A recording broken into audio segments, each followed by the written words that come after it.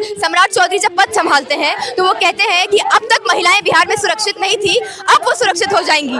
20 साल से भाजपा जदयू की सरकार ने महिलाएं सुरक्षित नहीं थी, लेकिन अब सम्राट चौधरी कहते हैं कि वो सुरक्षित हो जाएंगी और जहां जहां सुरक्षा होगी वहां जबरदस्त पुलिसिया कार्रवाई होगी। लेकिन हम देखते हैं कि इतना बड़ा जघन्य अपराध होने के बाद भी पुलिस सत्ता का एक टूल बनकर इस बात को दबाने में लगी है। एसआईटी में उन्हीं पदाधिकारियों का गठन होता है जो इस बात को, बलात्कार की बात को डिनाई कर देते हैं। क्या आप लोग का मांगे क्या है? हम लोग का मांग है कि नया जो छात्रों का, नीट छात्रों का जो बलात्कार हुआ है उसके हम लोग को इंसाफ चाहिए और जल्द से जल्द जिन्होंने मतलब किया है वो मामला सामने आए और नीतीश कुमार जो चुप लगाए हैं उसको तोड़े। एक तरफ सरकार बोलती है कि बेटी बचाओ बेटी पढ़ाओ, दूसरी तरफ जिस तरह से दरिंदगी की, क्या कुछ कहिएगा?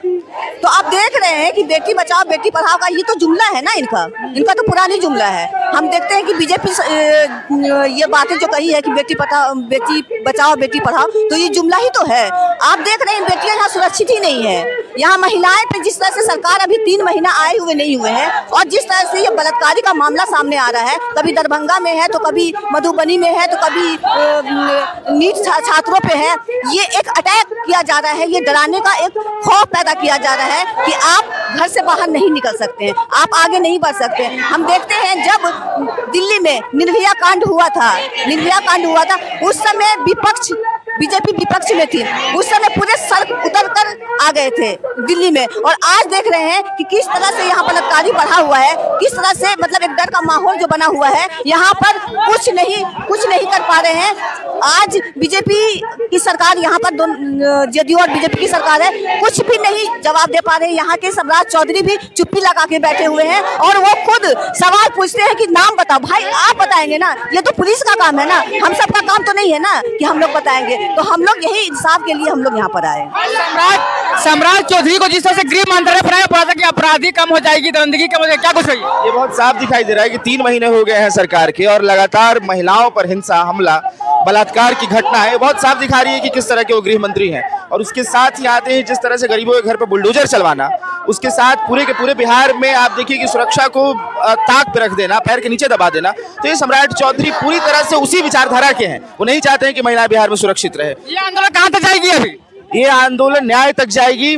तमाम महिलाओं की सुरक्षा की गारंटी लेनी होगी सरकार को। नीट की छात्रा को, दरभंगा में हुए जो बलात्कार हुए, इन सारी घटनाओं में जो लड़की है, जो महिलाएं हैं, उनको न्याय मिले। इस न्याय के साथ ये यात्रा चल रही है। न्याय और भी तमाम बहनें सब इससे क्या कुछ कहिएगा जिस तरह से नीट छात्रा को लगातार जो आप लोग आंदोलन, फिर भी न्याय नहीं मिल रहा है?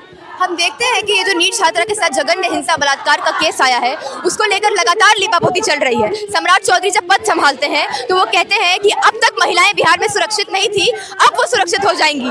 20 साल से भाजपा जदयू की सरकार ने महिलाएं सुरक्षित नहीं थी, लेकिन अब सम्राट चौधरी कहते हैं कि वो सुरक्षित हो जाएंगी और जहां जहां सुरक्षा होगी वहां जबरदस्त पुलिसिया कार्रवाई होगी। लेकिन हम देखते हैं कि इतना बड़ा जघन्य अपराध होने के बाद भी पुलिस सत्ता का एक टूल बनकर इस बात को दबाने में लगी है। एसआईटी में उन्हीं पदाधिकारियों का गठन होता है जो इस बात को, बलात्कार की बात को डिनाई कर देते हैं। उसके बाद आयशा के छात्रों का, पटना यूनिवर्सिटी की छात्राओं की लगातार पहलकदमी, प्रोटेस्ट के बाद सीबीआई जांच की मांग ये मान लेते हैं। लेकिन ऐसे किसी एसआईटी, किसी सीबीआई पे हमको भरोसा नहीं है। हम चाहते हैं कि सुप्रीम कोर्ट की सिटिंग जज के नेतृत्व में ये सीबीआई जांच हो और न्याय मिले। एक तरफ बहन बेटी को पढ़ाने बोलते हैं, दूसरी तरफ जिस तरह से दरिंदगी की हो रही, क्या कुछ कहिएगा? सुशासन बाबू जो मंगल राज चला रहे हैं अभी, वो बेटी बचाओ बेटी पढ़ाओ का नारा देते हैं, लेकिन बेटी पढ़ाओ से हम बहुत पीछे आ गए हैं। दोबारा हमको बेटियों को बचाने की कोशिश करनी पड़ रही है। 2 नीट छात्राएं, एक इंजीनियरिंग की छात्रा, एक 17 साल की लड़की बैरिया में, एक 6 साल की लड़की अभी दरभंगा में, और लगातार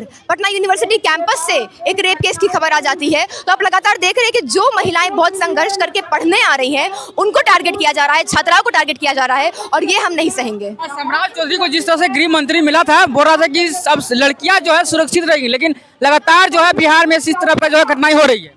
सम्राट चौधरी सुरक्षा की बात करते हैं, महिलाओं को जुमला देते हैं, पुचकारते हैं, उनको कहते हैं कि डेवलपमेंट हो जाएगा, सुरक्षा हो जाएगी। चुनाव के पहले 10,000 रुपया देते हैं और चुनाव के ठीक बाद हम देखते हैं कि पिछले 1.5 महीने में जितने भी जघन्य अपराध के केसेस आए हैं बिहार से, सब महिलाओं के हैं और खासकर छात्राओं के हैं। तो अगर छात्राएं सुरक्षित ही नहीं है तो पढ़ेंगी कहाँ से, आगे बढ़ेंगी कहाँ से? आपका न्याय नहीं मिलेगा, आगे की रणनीति आप लोगों को क्या कुछ रहेगा?